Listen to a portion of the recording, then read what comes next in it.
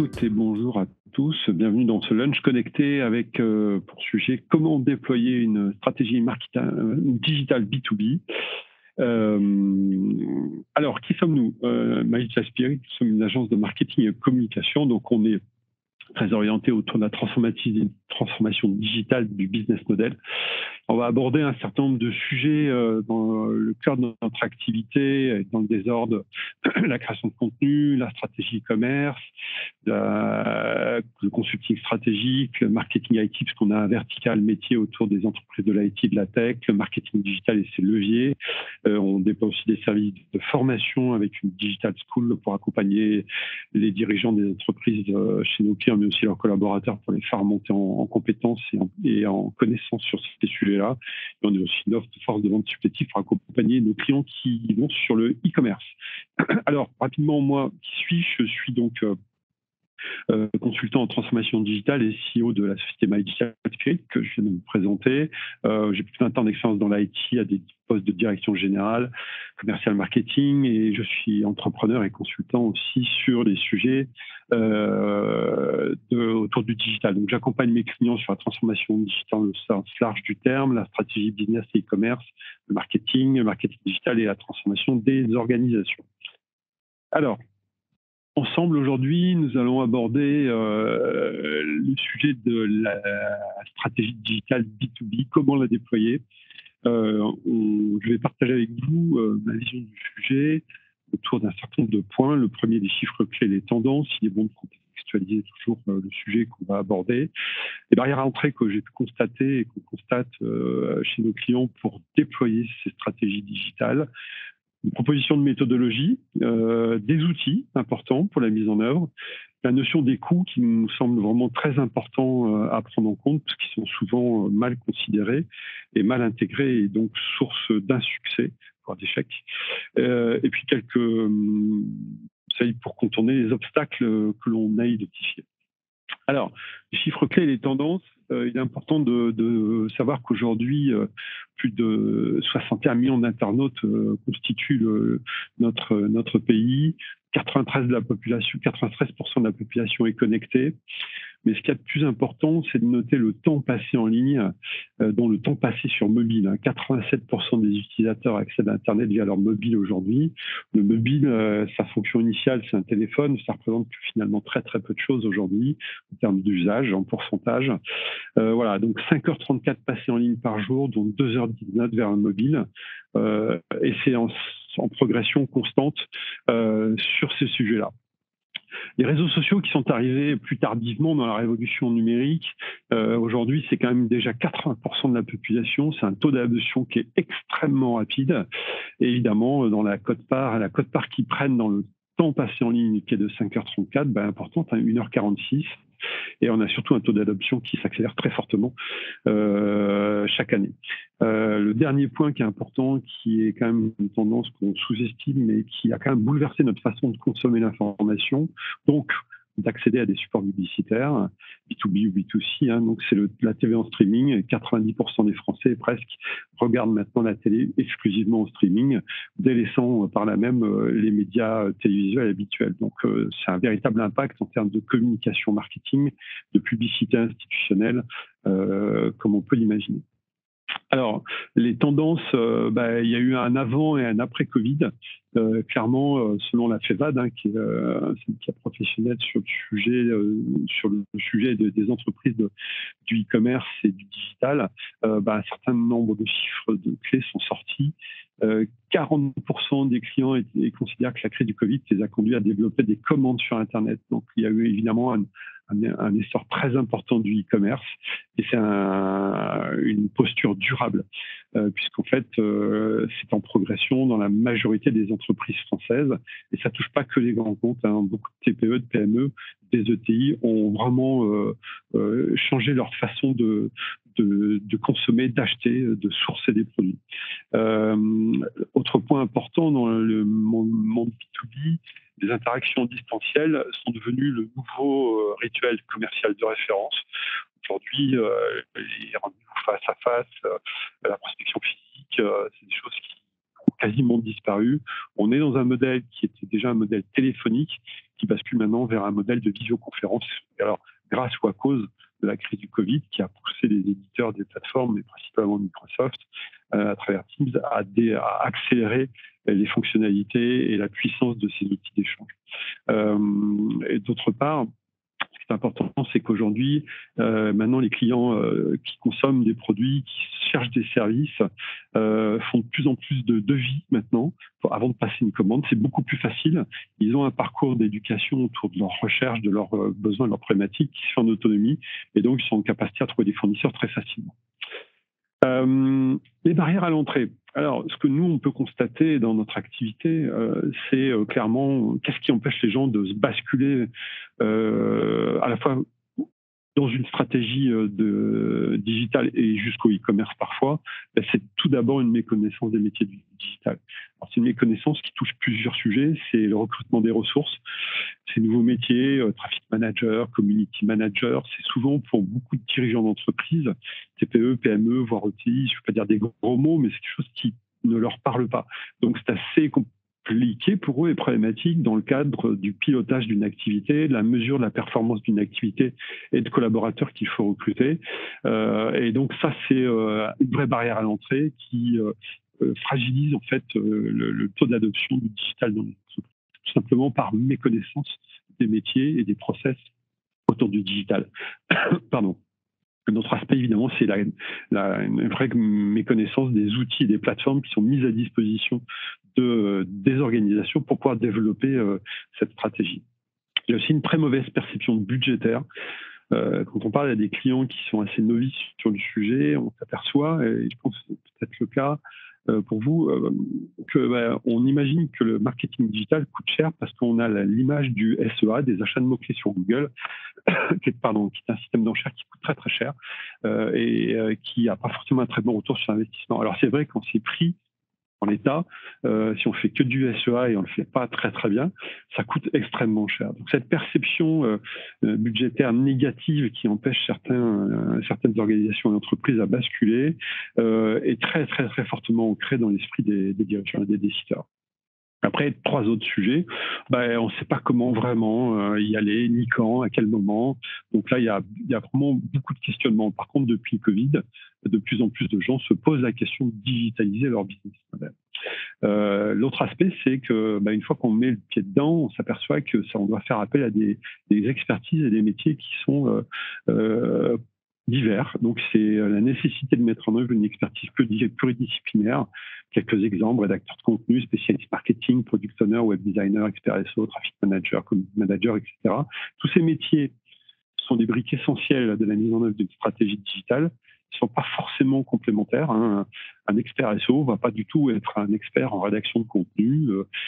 C'est pas les mêmes métiers. On peut avoir, dans certains cas, un voisinage entre le traffic manager et le community manager, par exemple, ou un expert SEO, mais c'est pas forcément une réalité et on peut pas être expert partout. Donc, évidemment, on peut pas se payer l'ensemble de ces équipes pour mettre en œuvre une stratégie digitale. Pourtant, on en a besoin. Et le dernier point, et pas des moindres, une absence d'accompagnement de structures, d'experts, d'agences, de consultants qui maîtrisent vos enjeux spécifiques, ceux de votre métier, qui connaissent votre écosystème et qui sont capables d'interagir rapidement avec vous dans une stratégie de marketing. Alors, la méthodologie, en plusieurs points. Le premier, clairement, notre conseil, le mien, c'est contextualiser votre situation avant de rentrer dans une stratégie digitale. Pour ça, il y a de très bons outils qui sont connus de tous les gens du marketing qu'on a appris dans les livres, mais qui sont très très très efficaces d'un point de vue opérationnel. Moi, je conseille fortement aux acteurs qui se lancent sur le sujet de faire un SWOT sur son propre environnement, sur son contexte, avant de se lancer dans la stratégie digitale.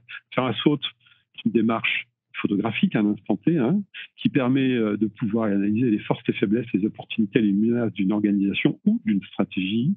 Je vous encourage à le faire vous-même, à mener ces actions de façon collective, au groupe de travail aussi avec les parties prenantes de l'entreprise, internes et parfois externes. C'est toujours l'occasion de faire un point sur son positionnement stratégique. Et en tout cas, ça permet de ne pas se tromper dès le départ. Deuxième approche à pouvoir mettre en œuvre, c'est l'audit de présence digitale.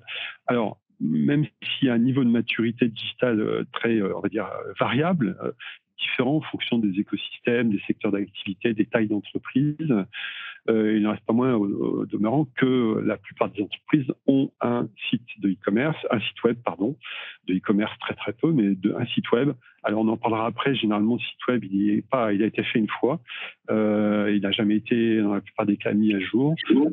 Mais il est clairement évident qu'aujourd'hui, il y a la nécessité d'analyser l'existant avant de pouvoir poser une stratégie. Donc moi, j'encourage à travailler sur ces sujets en abordant un certain nombre de sujets qui nous paraissent clés dans l'audit de présence digitale que nous menons avec nos clients. Donc il y a le référencement, évidemment, qui s'il est en place, il existe les positions de mots, les mots-clés, les annonces, etc. Et avant tout, d'abord, la structure, plutôt en premier lieu, qui va permettre de mesurer le niveau de digitalisation de l'organisation. Est-ce que la stratégie digitale est portée, sponsorisée par la direction? Est-ce qu'il y a quelque chose qui a déjà été mis en place?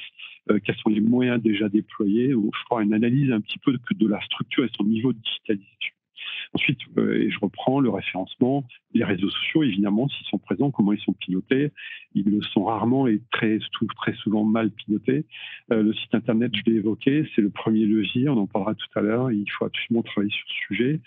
Et il y a 3 autres sujets qui doivent être analysés à l'aune de cette approche d'audit. C'est la stratégie d'emailing qui est quand même souvent utilisée par les entreprises et les organisations. Donc, il faut voir comment sont performent les campagnes, comment elles sont pilotées, quel outil, est-ce qu'elles sont RGPD compliant, etc. On a aussi la notion de pub online. Donc, si elle est présente, il faut analyser la performance, le retour sur investissement qui était attendu, les résultats constatés.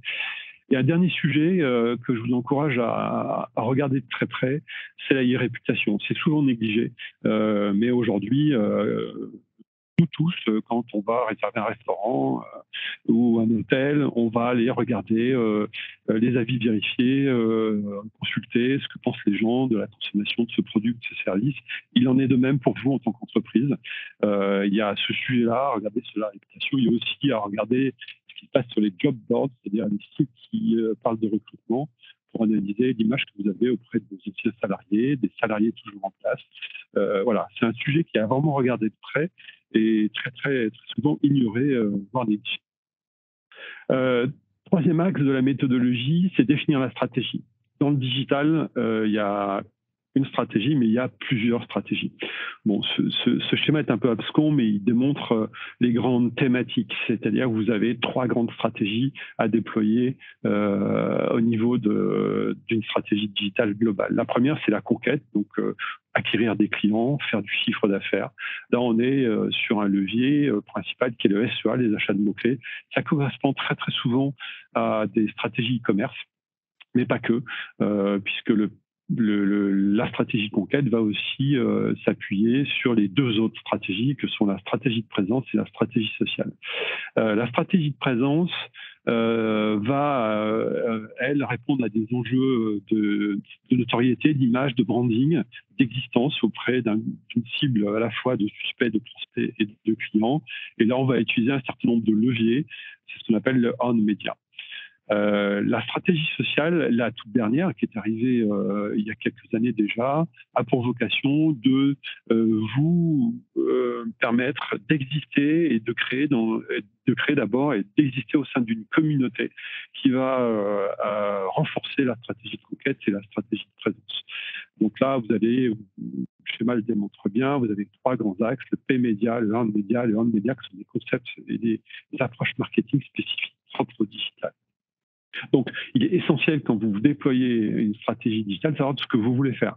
Est-ce que vous souhaitez acquérir du client, vendre des produits, des services? Est-ce que vous voulez travailler sur votre notoriété ou est-ce que vous voulez créer une communauté qui va être en appui des 2 autres stratégies? Ça peut être l'une ou l'autre, ça peut être les 3, ça peut être 2 parmi les 3, mais il est très important au préalable de bien définir quelle est la stratégie ou les stratégies que vous allez déployer. Parce que vous le voyez sur ce schéma-là, vous allez, en fonction de ce que vous aurez choisi, décider, utiliser des leviers qui seront différents. Et ces leviers vont fonctionner pour l'une ou pour l'autre, mais pas forcément pour toutes.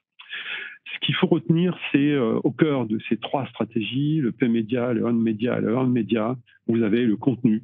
qui est un élément essentiel, mais on y reviendra un tout petit peu plus tard. Alors, une fois qu'on a défini les objectifs, la stratégie, pardon, il faut évidemment se définir des objectifs. Alors, il est essentiel de pouvoir déployer une méthodologie qui soit quand même cohérente avec ce que l'on souhaite faire et de définir des objectifs qui soient spécifiques. Voilà, clairement un exemple. Entre je souhaite augmenter mon trafic sur mon site web et je souhaite augmenter de 30%, on voit tout de suite la nuance et l'intérêt de pouvoir identifier clairement la notion de spécificité dans la définition de l'objectif. Parce qu'on va pouvoir mesurer ensuite derrière la performance de nos actions à l'aune de ce premier objectif. Il doit être mesurable, donc c'est-à-dire qu'on souhaite obtenir 100 leads par trimestre. C'est pas 101, c'est pas 90. Donc c'est essentiel aussi d'être en capacité de pouvoir mesurer très précisément ce que l'on va faire. Atteignable. Trop souvent, des objectifs, surtout quand ils sont non spécifiques, sont totalement inatteignables. Rien ne se sert de vouloir atteindre la Lune si on n'a pas les moyens de s'y rendre. Il faut mieux progresser par itération et se donner, avoir une stratégie de progression pas à pas et avoir des objectifs qui sont cumulables les uns après les autres, mais qui soient atteignables tout simplement pour garantir le succès. Il doit être réaliste. Trop souvent, on voit des ambitions trop fortes. Comment être vraiment réaliste de viser 100 000 visiteurs par mois à l'aune d'une temporalité de 3 mois si on n'a que quelques centaines de visiteurs en ce moment. En toute démarche, il y a une courbe d'expérience, il y a du temps incompressible. Donc, on doit être aussi en mesure d'être réaliste par rapport à l'ambition. Et évidemment, j'ai un petit peu évoqué la notion de deadline. Un projet, si on ne lui met pas une deadline, il vivra toujours, il ne sera jamais fini, il coûtera extrêmement cher, il ne sera jamais mesuré. Donc, il faut savoir s'arrêter à un moment donné pour mieux repartir derrière. Il faut savoir aussi être en capacité de se dire, on n'a pas eu assez de temps, on prolonge un petit peu le délai que l'on a défini pour notre objectif pour pouvoir le mesurer. Alors, cette méthodologie qu'on peut déployer dans tous les métiers de l'entreprise et qui est déployée depuis des années dans le monde du commerce et du pilotage des commerciaux, s'applique vraiment très précisément dans la stratégie digitale parce qu'on va toucher énormément de leviers, devoir définir beaucoup de KPIs et engager beaucoup de ressources qui doivent travailler ensemble. Alors, ensuite, on va devoir cibler. Moi, je vous encourage aussi à travailler sur la partie théorique marketing qu'on connaît, si vous êtes dans le marketing tous, ça s'appelle les buyer personas, qui ont l'opportunité de vous permettre de segmenter votre stratégie. Alors pourquoi segmenter? On le sait dans le commerce, on doit segmenter dans le business nos typologies de clients. Dans le marketing et dans la stratégie digitale, c'est essentiel parce que on va parfois aller dans une démarche de marketing web extrêmement ciblée. On a les outils qui nous le permettent. Alors pourquoi créer des barrières persona? Déjà, premier objectif, premier intérêt, c'est déterminer les besoins et les intérêts des clients idéaux pour comprendre leur comportement d'achat qui sont très variables et très différents les uns des autres, surtout dans le monde digital et un monde de la relation sur Internet. Ça permet donc de définir des audiences cibles. On va pouvoir personnaliser nos messages, segmenter nos bases. Et on va pouvoir aussi, et ça c'est souvent peu identifié, du fait qu'on est en capacité de collecter des besoins sur des clients cibles de façon très précise et pouvoir avoir la capacité très rapidement et aisément, si on a les bons outils de mesure, d'avoir des panels. On peut orienter la roadmap de développement de nos services et nos produits parce qu'on est en contact direct avec le marché. Les personas permettent aussi de cibler des contenus à créer. Alors, on va pouvoir déployer évidemment des tactiques marketing différentes en fonction des différents personas et des stratégies qu'on a évoquées juste avant sur les achats de mots-clés, les annonces, les promotions, du contenu, etc. Et pour chaque persona, chaque cible, évidemment, vous le savez, il faut choisir des outils de mesure et des KPIs qui sont très nombreux, on le verra après, dans le monde du marketing digital. Et puis évidemment, on l'a évoqué, pour chaque ciblage, une stratégie peut être déployée en fonction du persona lui-même. Les leviers. Dans la méthodologie, évidemment, une fois qu'on a défini la stratégie, les objectifs, après avoir contextualiser, on doit déployer des leviers. Alors, il y en a un certain nombre. Le tout premier, le site web, évidemment, sans qui rien ne saurait être.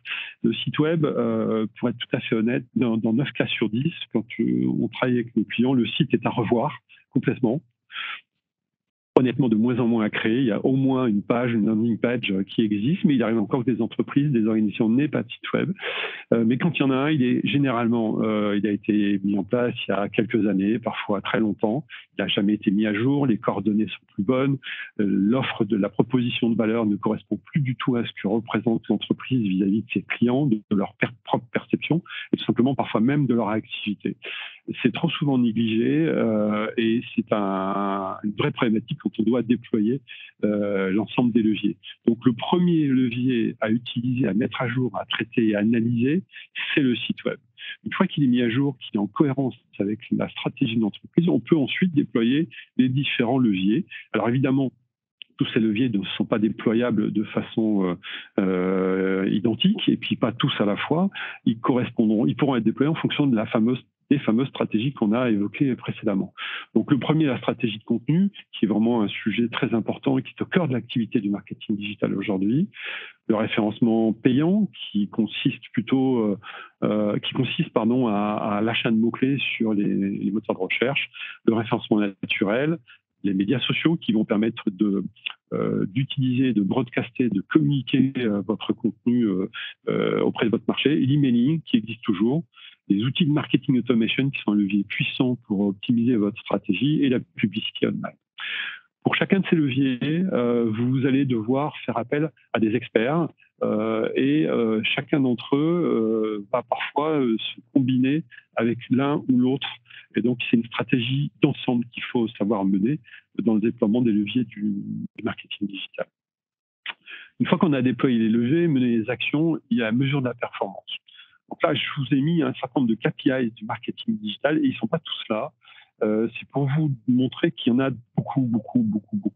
Et tous doivent être, dans chaque cas, analysés avec précision, mis en place, analysés et utilisés avec précision à l'aune de la stratégie ou des stratégies que vous avez précédemment définies. Je ne veux pas tous les citer, la plupart sont liés au trafic, mais certains peuvent être liés à d'autres choses. Voilà, c'est assez... c'est pas de la physique nucléaire, mais ça nécessite une courbe d'apprentissage dans la maîtrise et la capacité à définir ces KPIs. Les outils, parce que pour définir les KPIs et pouvoir mesurer la performance, il faut des outils. On va aller en passer un certain nombre. Le CRM, les outils de gestion de campagne marketing, le référencement, la rédaction de contenu, des analyses, l'enquête et sondage et le design et la vidéo. Il s'agit des grandes familles qui constituent le marketing digital et dans lesquels on va trouver des outils, beaucoup d'outils. Donc là, j'ai fait un choix de un certain nombre d'outils à vous conseiller, mais il y en a beaucoup d'autres. Le premier, c'est la pierre angulaire du marketing digital, c'est le CRM. Très peu d'entreprises ont une vraie stratégie CRM. Un certain nombre d'entreprises ont des CRM. Et beaucoup d'entreprises n'ont rien du tout. Le CRM, c'est le socle de votre richesse. Votre richesse, c'est la qualité, c'est les données et la qualité de vos données, et votre performance, c'est la façon dont vous allez l'exploiter. Donc le CRM, c'est vraiment la banque dans laquelle vous allez pouvoir stocker, en tout cas exploiter l'ensemble des données qui interagissent avec tous les métiers de votre entreprise et toutes les parties prenantes de l'entreprise, à savoir les collaborateurs évidemment, mais aussi les prospects, les clients, les fournisseurs. Et si vous êtes dans un modèle indirect, on va là aussi pouvoir piloter la relation avec votre canal de distribution. Je l'ai évoqué, le CRM est un outil, c'est aussi une stratégie. Donc, qui permet évidemment de mettre en œuvre beaucoup de fonctionnalités, mais des bénéfices. Donc, c'est d'abord un partage rapide et efficace des informations, ce qui amène à permettre de pouvoir rendre un service client optimisé. On va automatiser beaucoup de tâches quotidiennes pénibles, mais qui sont essentielles à la mise en œuvre d'une stratégie marketing digitale. Ça permet l'amélioration de la communication interne, la collaboration, et surtout, ça centralise, ça optimise l'analyse et le reporting. Et donc, en conséquence, ça optimise le revenu, la richesse et la création de valeur de l'entreprise. Alors, les CRM, il y en a des milliers, peut-être des dizaines de milliers. La photographie que je fais est juste quelque chose que j'ai pris par hasard, mais ils sont évidemment pas tous là. Il y en a plein. Je vais faire un focus sur les leaders. Il y en a 3 à mon goût qui sont quand même notables. Évidemment, c'est un parti pris. Il y en a plein d'autres, SAP, Oracle. J'ai retenu Salesforce et Microsoft Dynamics, qui sont vraiment 2 grosses structures multinationales américaines qui ont déployé des CRM extrêmement puissants, très riches, qui répondent à vraiment tous les besoins. C'est à la fois leur force et leur faiblesse, c'est-à-dire qu'ils sont en capacité de répondre à tout, mais ils sont parfois dans l'incapacité à pouvoir répondre à du spécifique. En tout cas, si c'est demandé, ça coûte extrêmement cher. C'est aussi bien le cas pour Salesforce que Microsoft Dynamics, qui lui est imbriqué dans toutes les solutions Microsoft. Il y a Pipedrive, qui est une solution très intéressante, européenne, estonienne, qui se déploie maintenant au niveau mondial à une vitesse très rapide et qui est plutôt intéressante à regarder. Et puis nous avons des challengers européens, dont 2 Français, que je mets en avant, la Bande, et surtout celle-ci, qui est une structure qui marche très bien et qui permet en fait à des TPE, des PME et des ETI de pouvoir accéder à ces outils-là, parce que les autres d'avant, là, les leaders, ils coûtent extrêmement cher si on veut utiliser la totalité des fonctionnalités. Donc c'est quand même une barrière à l'entrée financière très forte. Par contre, ces sociétés challenger en Europe sont plutôt pas mal au doux, une boîte belge aussi qui fonctionne très bien. Là, vous aurez la capacité à avoir des outils extrêmement ergonomiques, dynamiques, et pour lesquels vous pourrez travailler à un certain niveau de mise à jour fonctionnelle en fonction de vos spécificités. Et la grande majorité des solutions sont des solutions verticales. Si vous travaillez dans un secteur d'activité spécifique, évidemment que tout le monde travaille dans un secteur d'activité spécifique, vous trouverez obligatoirement un éditeur local, national, peut-être international, qui aura développé une solution métier. Donc c'est toujours intéressant de se rapprocher de ces solutions-là, parce qu'elles ont été développées par des gens de votre métier, donc elles intègrent par défaut des prérequis, des fonctionnalités de votre métier, et souvent avec un niveau de prix qui est relativement intéressant et qui reprend aussi l'ensemble des fonctionnalités générales repris dans les autres CRM. Les outils de marketing sur les campagnes marketing, l'email, toujours très utilisé dans les entreprises. L'email n'est pas mort, c'est un outil assez percutant s'il est bien utilisé. C'est la première brique en fait du marketing digital qui est utilisé dans les entreprises et qui va amener vers quelque chose de beaucoup plus abouti qui s'appelle le marketing automation. Le routage d'email, donc moi je parle de 2 solutions qui sont assez connues, Mailchimp et Brevo, qui s'appelait anciennement Sendinblue, il y a très peu de temps, sont des outils qui vous permettent à travers des fonctionnalités, de concevoir des emails en autonomie, de créer des formulaires personnalisés et de pouvoir avoir des séquences d'envoi et de routage de vos emails assez simples, mais qui peuvent correspondre à des enjeux d'une TPE ou d'une PME. Si vous voulez aller plus loin, plus fort, et toucher des autres briques de l'automatisation du marketing pour avoir l'objectif de générer des leads vraiment très qualifiés, d'analyser les conversions, de savoir piloter votre activité marketing au plus près. Vous avez les solutions de marketing automation qui embarquent par défaut les outils de routage d'email. Et là, même combat, on va avoir des très gros comme HubSpot, Salesforce, qui est une partie de l'activité de Salesforce, Marketo, mais qui sont des plateformes juste exceptionnelles et qui font vraiment beaucoup de choses, mais qui coûtent quand même relativement cher. Alors, pour la plupart de ces plateformes, vous avez la capacité à rentrer en freemium, à pouvoir accéder gratuitement à des solutions de premier niveau, et ensuite, il y a de l'upsell qui vous permet d'aller chercher des fonctionnalités complémentaires. Puis vous avez des boîtes comme Pledzi, qui est une boîte française, qui peut répondre à un niveau assez intéressant de marketing automation à un coût somme toute accessible. Le référencement payant, donc quand vous êtes dans une stratégie SEA, vous achetez des mots-clés, que ce soit sur Google ou que vous avez une stratégie de référencement payant sur les réseaux sociaux, et puisqu'on parle de B2B, on va parler de LinkedIn, qui est le seul média social qui correspond à cette stratégie B2B. J'écarte X, anciennement Twitter, qui est un média plutôt orienté autour des influenceurs, et je parle d'influenceurs d'experts dans certains métiers, qui va plutôt servir une stratégie de diffusion rapide de l'information, de point de vue qui parle plutôt à des journalistes, des hommes politiques ou des experts. Donc là, c'est pas vraiment le sujet. Si on est dans une entreprise traditionnelle, une organisation, on veut aller chercher quelque chose sur les réseaux sociaux. Pour le B2B, c'est LinkedIn. Deux outils. Le premier, deux types d'outils pour le SEA, c'est les outils qu'utilisent les traffic managers, donc Google Ads, Yahoo Advertising et Bing Ads, Bing étant la solution de Microsoft. Donc Google Ads, c'est 95% de part de marché sur les achats de mots-clés. Donc il faut d'abord se concentrer là-dessus et potentiellement les autres, si vous avez du temps et un peu plus de budget. Bon, très objectivement, utiliser ces outils-là, c'est des outils d'experts. Les experts qui managent ces outils-là sont des traffic managers. Alors pourquoi c'est des outils d'experts? C'est pas non plus la physique nucléaire, mais comme n'importe quel outil, vous avez besoin de connaître votre métier, vous avez une expertise et cet outil est fait pour servir à votre expertise. Et votre expertise, c'est le traffic management. Alors ce qui est aussi important de comprendre, c'est que ces outils-là ne sont pas des outils statiques. Les algorithmes évoluent tout le temps, tous les jours, toutes les semaines, tous les mois, tous les trimestres. Vous avez des évolutions majeures dans l'algorithme de Google qui impose une veille technologique et fonctionnelle permanente. Donc, au-delà déjà de la complexité d'accès à l'outil, il faut être en capacité d'être tous les jours dessus pour piloter votre activité et maîtriser les algorithmes qui évoluent. Sur le SEA, objectivement, une agence va pouvoir vous accompagner parce que là, le message, c'est externalisé. Si vous avez une vraie stratégie commerce, là, il faut potentiellement internaliser, mais quand vous commencez à investir un budget significatif supérieur à 5 ou 10 000 euros, oui, vous pouvez penser à ça. Mais avant, il faut évidemment externaliser. Vous avez deux stratégies possibles. Soit vous passez par des agences qui sont spécialisées dans le SEA, mais bon, en dessous de 3, 4, 5 000 euros, ils ne vous prendront pas, vous êtes trop petit. Donc, vous pouvez par contre faire appel à des experts, des traffic managers qui sont dédiés à ces sujets, ou travailler avec des agences comme nous qui peuvent être verticalisées, qui intègrent le SEA comme une brique globale de la stratégie qui couvre tous les autres sujets.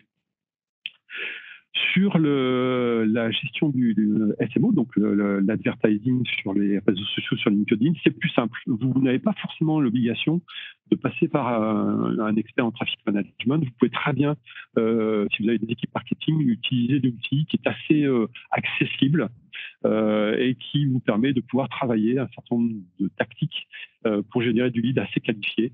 Et c'est sur LinkedIn. Par contre, ça implique quand même de maîtriser cet environnement-là. Et là, je pense que la solution d'externalisation, en tout cas de vous faire accompagner, en tout cas au début, est un bon conseil. Sur la partie analytics, une fois que vous avez lancé votre activité, acheté vos mots-clés, mené une stratégie de création de contenu, publié sur les réseaux sociaux, il faut mesurer ce qui se passe sur votre site web. Donc là, vous avez les outils d'analytics. Alors, Google Analytics, qui est arrivé en 2007, est arrivé du jour au lendemain en flinguant, tuant un marché comme ça, sur une seule annonce. Puisqu'en fait, vous aviez c'était quand même l'émergence du e-commerce des années 2000. Vous aviez des éditeurs qui avaient sorti des solutions qui coûtaient très cher pour analyser le trafic. Google Analytics est arrivé en proposant une solution extrêmement riche, qui s'enrichit au fil des années gratuitement. C'est pour ça qu'aujourd'hui, 55% des sites du monde entier utilisent Google Analytics, c'est pas pour rien. Alors, jusqu'à il y a très peu de temps, quelques semaines, utiliser Google Analytics en France était risqué, même en Europe, puisqu'en fait, c'était blacklisté par les instances européennes à cause de la problématique RGPD de localisation des données partagées avec Google. Il y a 2 semaines ou 3 semaines, le gouvernement américain a pris des dispositions qui ont renversé la tendance et à nouveau Google Analytics est accepté sur les marchés européens et vous ne risquez plus d'être attaqué par la CNIL et choper de grosses amendes, ce qui a été le cas à plusieurs reprises. Au demeurant, si vous voulez à la fois pas prendre de risques sur la partie RGPD et pouvoir travailler avec une boîte française qui s'appelle Matomo, vous pouvez le faire et c'est très intéressant parce que à un prix somme toute pas très élevé, vous avez la capacité à pouvoir utiliser une plateforme qui va vous proposer un support en français, ce qui n'est pas du tout le cas de Google Analytics. Un certain nombre d'autres outils, je vais passer rapidement dessus. Quand vous créez du contenu, vous devez absolument travailler avec des outils qui existent. Il y en a beaucoup. Je vous laisserai relire ces slides. Quelques focus, SEMrush, qui est une solution très intéressante pour analyser votre performance dans l'utilisation de vos mots-clés en SEO et celle de vos concurrents, plutôt très intéressante. Dans la rédaction de contenu aussi, beaucoup d'outils pour gérer la qualité de votre rédaction, l'orthographe, les synonymes, de regarder aussi les mots-clés qui sont utilisés dans leur sémantique. Donc, Ça, c'est des petits outils qui sont parfois gratuits, que je vous encourage à regarder de près.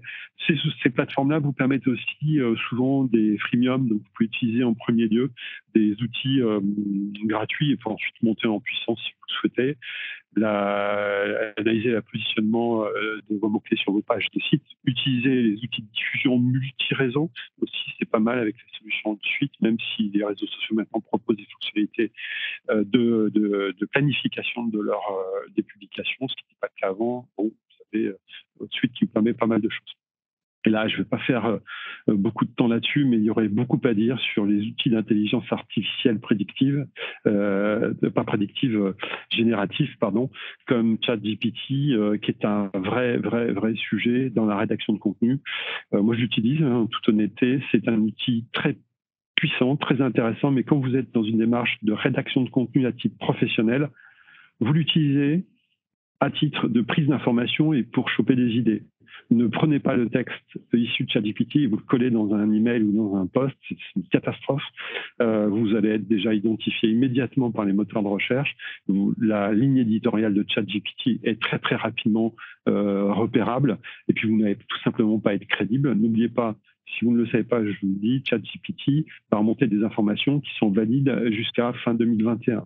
Donc, si vous êtes dans une stratégie de communication, de création de contenu qui implique une temporalité jusqu'à aujourd'hui, qui parle d'évolution de tendance, sachez que ChatGPT gratuit, quand vous promptez avec ChatGPT, ce que vous allez remonter, ça s'arrête à 2021. Chose très importante à connaître. Et puis pour terminer sur les outils, vous avez plein de petits outils qui vont vous permettre de faciliter votre relation à la fois en interne mais aussi en externe avec vos clients, vos prospects, vos parties prenantes. Quelques exemples, celui que vous connaissez très certainement qui s'appelle Doodle, qui est très facile d'utilisation, gratuit, qui vous permet de créer des enquêtes de satisfaction, des sondages, des prises de contact avec vos clients assez facilement dans une démarche online très facile à utiliser de part et d'autre. Et puis, sur la prise de rendez-vous, moi, je vous invite à regarder Calendly, une solution aussi très intéressante qui permet en fait aujourd'hui de proposer des solutions à vos clients, à vos prospects, en leur proposant directement de booker un rendez-vous dans votre calendrier. Ça se développe à vitesse grand V, on le voit énormément dans les emails faits sur LinkedIn, et de plus en plus dans les emails que vous envoyez dans vos boîtes mail traditionnelles pour faciliter la prise de rendez-vous. Alors, si vous l'utilisez auprès de votre cible de clients, je vous invite à quand même faire quelque chose, c'est d'assurer les rendez-vous, que le planning soit cohérent, celui de Calendly, à votre propre planning, parce que là, vous perdrez en crédibilité. Rapidement, les outils graphiques, la suite Adobe, Photoshop, InDesign, Illustrator. Si vous travaillez avec des web designers en interne ou en externe, c'est la suite professionnelle la plus développée, la plus puissante. Il y a des alternatives gratuites sur certaines fonctionnalités qui commencent à se développer, surtout Canva, qui est une start-up américaine qui a une croissance extrêmement forte, qui vient vraiment bousculer l'écosystème d'Adobe. Vous retrouvez Adobe aussi sur la partie création vidéo, mais vous avez aussi des alternatives gratuites. Sur la vidéo, quand vous l'utilisez sur les réseaux sociaux, vous pouvez très aisément faire de la captation d'images si vous faites ça assez proprement sur vos iPhones. Mais par contre, par pitié, soyez vigilants sur le montage que vous faites avant de publier sur les réseaux sociaux. Vous devez absolument produire du contenu hyper propre, cadré, calé, timé et bien monté. Et là, vous avez à droite dans les alternatives Movie Maker, CapCut, etc., des outils qui peuvent être assez intéressants pour vous permettre d'être autonome sur ces sujets. Et pour finir, les banques d'images. Alors, les banques d'images, attention au copyright. Non, Google n'est pas une banque d'images gratuite. On l'utilise tous et toutes comme une banque d'images gratuite. Même pour l'interne, on évite normalement de piocher dans Google parce qu'aucune image qui est sur Internet n'est libre de droit, sauf si c'est spécifié.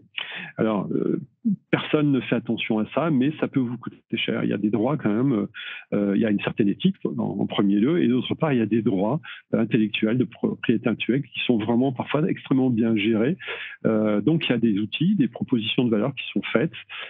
Sur les banques d'images, Évidemment, beaucoup de web designers travaillent avec Adobe parce que c'est connecté à leur plateforme, et c'est toute l'intelligence de la suite logicielle d'Adobe.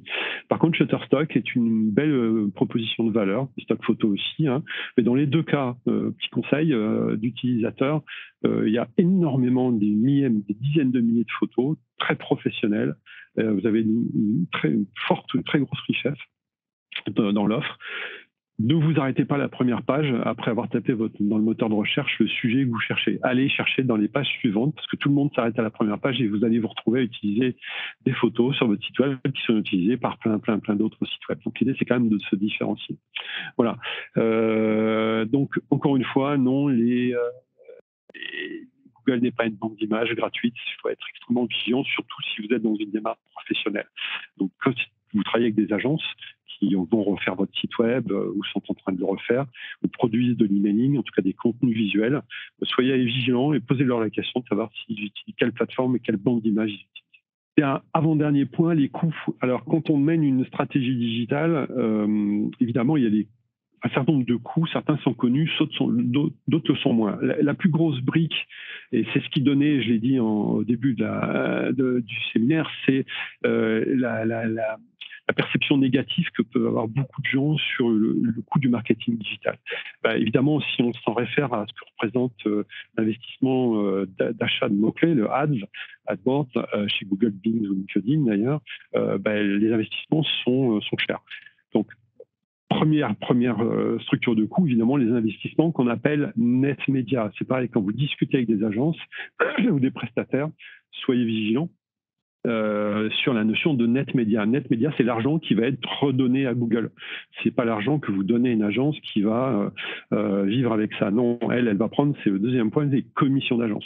Généralement envisagées de budgéter entre 20 peut-être 30% dans certains cas, mais plutôt 20% de votre net média au titre des commissions d'agence. Autre sujet, les sociétés comme la nôtre qui font le marketing externalisé, qui prennent toute partie de votre activité marketing de façon ponctuelle ou durable, c'est des coûts de prestation qu'il faut savoir intégrer dans votre budget.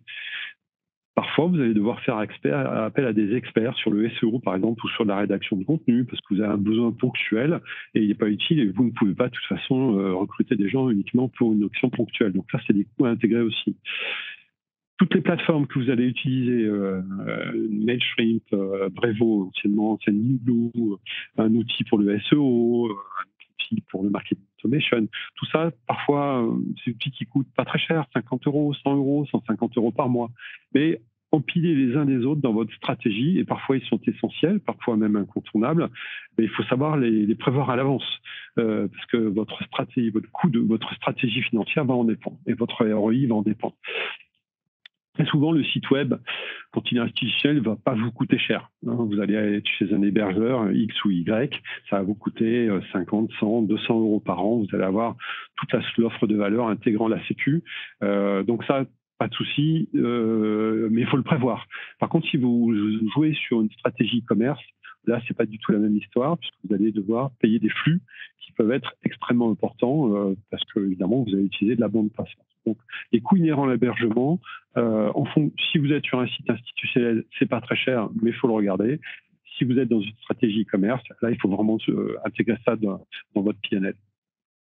Et puis, évidemment, les coûts, les ressources dédiées, voire le recrutement de nouvelles compétences pour mener à bien votre stratégie digitale si vous décidez d'internaliser cette stratégie qui, somme toute, in fine, peut avoir beaucoup de sens parce qu'aujourd'hui, le marketing digital a pris la main sur l'acquisition client. Les modèles d'inbound marketing sont devenus prépondérants dans les organisations. Donc, démarrer, et je vais y venir juste après, en externalisant et ensuite vous pouvez internaliser. Alors, quand on est les obstacles, et je finirai par cette slide, moi je dirais qu'une seule chose, il faut se lancer, il faut oser, il faut franchir le pas. Encore une fois, c'est pas de la physique nucléaire, c'est devenu presque incontournable puisque les modèles digitaux sont devenus prépondérants.